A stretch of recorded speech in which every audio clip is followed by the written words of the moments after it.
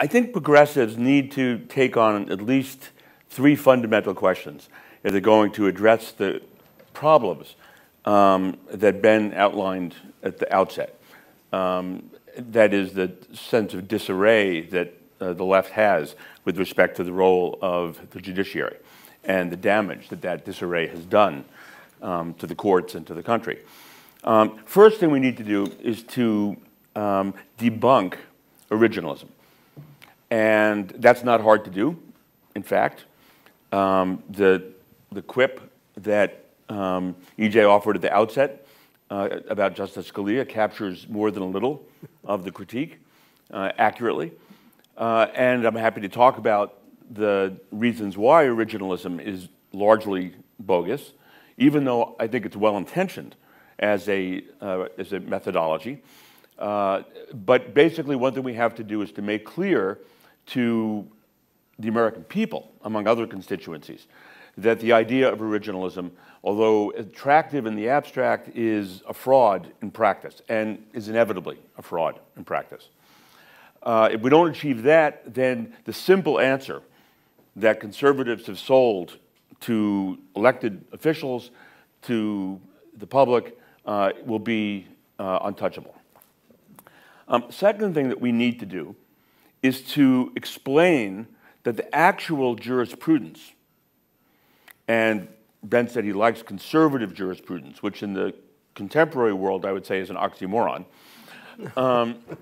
but to explain that the conservative decision-making processes, particularly in the United States Supreme Court, are completely incompatible with any principled conception of constitutional interpretation. Conservatives trumpet the idea of judicial restraint, yet there is no one on the current Supreme Court who comes close to being an advocate of judicial restraint. They trumpet the idea of originalism, and with the occasional exception of Justice Thomas and less often Justice Scalia, originalism really has nothing whatever to do with the vast majority of the work of the current Supreme Court. What they are selective, aggressive, conservative activists. That is, they use the power of judicial review in an extremely activist manner, not in a way that can be reconciled in any principled way with the coherent theory of the Constitution or constitutional interpretation, but, to be candid, in a way that enforces conservative or even, to be more direct, Republican political values. And the way to see that is simply to look at the cases in which the court uses an activist approach and those in which it uses a more restrained approach.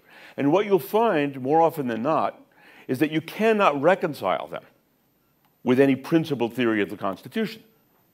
So judicial activism to enforce the rights of gun owners, to enforce the rights of corporations to spend limitless amounts of money in the political process, to enforce the rights of the Boy Scouts to exclude gay scoutmasters, to override the election laws of the state of Florida in the 2000 presidential election, to hold affirmative action unconstitutional.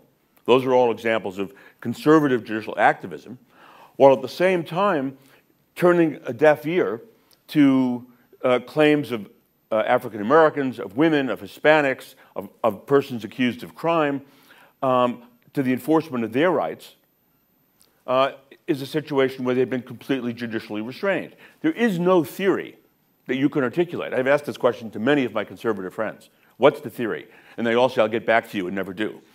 Because there is no principle on which you can reconcile what Ben likes as conservative jurisprudence.